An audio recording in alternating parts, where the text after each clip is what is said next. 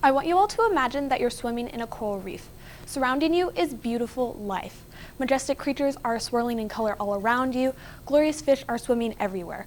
Life is beautiful beneath the waves. You want to stay forever, but you can't.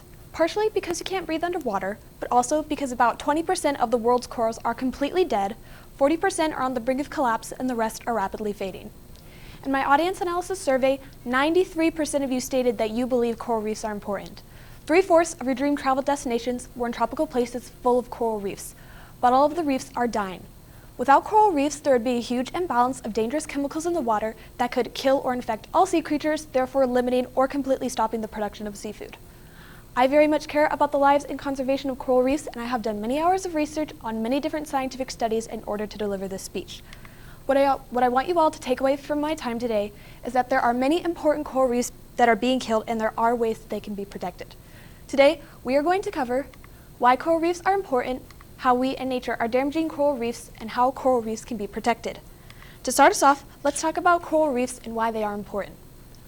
Coral reefs are some of the oldest structures in the world. Reefs are living museums that record thousands of years' worth of lives. Coral reefs are made up of individual corals known as polyps. Polyps are small creatures that are mainly made of a stomach with a mouth surrounded by tentacles. The polyps will extend their tentacles to sting, kill, and eat any small creatures that come too close. They also each secrete a calcium carbonate exoskeleton, and with the buildup of many corals, coral reefs are formed. Polyps are animals, but they act as plants as they stay in one place and get their energy from the sun. Due to their need for sunlight and heat, most corals reside in warm, shallow waters. But according to the World Wildlife Fund, certain corals have been found in cold water off the coast of Norway and in deep waters in the Mediterranean Sea. Corals are sometimes referred to as the rainforest of the sea. Homing up to 2 million species, these are the most diverse places on the planet.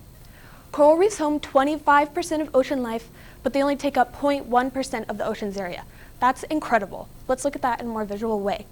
Coral reefs home 25% of all of ocean life, but they only take up 0.1% of the ocean's area. All of that life has to fit into this tiny part of the reef. Coral reefs are also protectors. They're able to protect the coasts and shorelines from natural disasters by buffering or completely stopping tsunamis, hurricanes, and strong tropical storms. This protects people's lives and property, as well as protecting the beaches from further erosion. Another benefit to coral reefs is that they basically clean the ocean. Corals convert the carbon dioxide in the water into calcium carbonate. Without this conversion, there would be a huge imbalance of dangerous chemicals in the water that could negatively affect the entire ocean. Coral reefs home certain endangered species that would go extinct without reefs, such as the whale shark and the hawksbill sea turtle. Certain species of bacteria and algae are only found in reefs that would also go extinct without reefs. The University of Michigan and the Scripps Institution of Oceanography have been using a coral-dwelling bacteria from off the coast of Panama in cancer treatments. Now that we understand why coral reefs are important, let's discuss what is killing these reefs.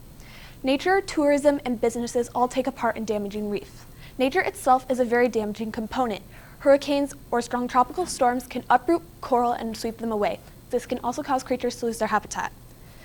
Climate change may also change the heat and acidity of the water, making it an unplace safe for the coral to live. When water becomes too hot, the coral will expel algae from its tissue, according to the National Ocean Service, and this is known as coral bleaching. This doesn't kill the coral, but it does leave it very vulnerable to further damage. Tourism is also a very damaging component. According to my audience analysis survey, 53% of you litter. If tourists throw trash into the beaches or onto the water, the chemicals from the trash can kill the coral as well as infecting the sea creatures. Businesses are also a very damaging component. Fishing companies may overfish or use dangerous fishing practices when collecting. This can physically hurt the reef or it can disturb the food chain. Coral may also be mined, which can hurt the reef physically. Coral may be mined for souvenirs, brick replacement, or the live rock trade. The live rock trade is a business in Fiji that sells dead coral onto the international market. Dr. Terry Hughes, a marine biologist professor known for his research on coral bleaching, states that the most damaging component to coral reefs is sediment runoff. Developing coasts and shorelines may have an excess of nutrients and sediments that make its way into our waters and can kill coral and its inhabitants by acting as a poison. Now that we understand what is damaging these reefs, let's talk about ways that they can be protected. Protection doesn't have to come from the government. It can come from the simple things we do every day. One of the easiest ways to protect reefs is to educate yourself. If you ever go scuba diving, hire a guide. They'll make sure that you don't disturb the reef. If you ever have a chance to touch the reef, don't. Don't touch them, don't stand on them, don't place your stuff on them, and don't take any of them with you. A way you can indirectly help reefs is by recycling. If you are recycling, then you're ensuring that your trash is going to be properly disposed of. This also means that you shouldn't litter because trash can make its way onto our beaches. Using less water is also very beneficial. The Biosphere Foundation tells us that the more water we use, the more polluted runoff makes its way into our ocean waters, which, as we just learned from Dr. Terry Hughes, is one of the most damaging components to coral reefs. Some protection is done on a higher level. In 1998, President Bill Clinton instituted the Coral Reef Task Force, also known as the CRTF. The CRTF is in charge of monitoring reefs and finding specific reasons for their destruction. Current presidents have also been keeping up with the Coral Reef Task Force, making sure that all of our reefs are protected. Certain countries have also been implementing marine parks. Marine parks are like national parks for the ocean. They are used to protect and rehabilitate ocean creatures, as well as educating the public. We have talked about a lot today, so let's swim back to the beginning to recap all that we've discussed. I want you all to remember that there are many important coral reefs being killed, and there are ways that they can be protected. Today, we covered why coral reefs are important, how we and nature are damaging coral reefs, and how coral reefs can be protected. To end my time today, I would like you all to remember and consider the words of Robert Willand. The world's finest wilderness lies beneath the waves. Thank you. Questions?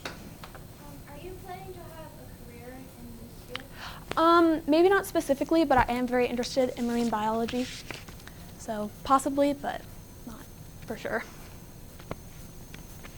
Yeah?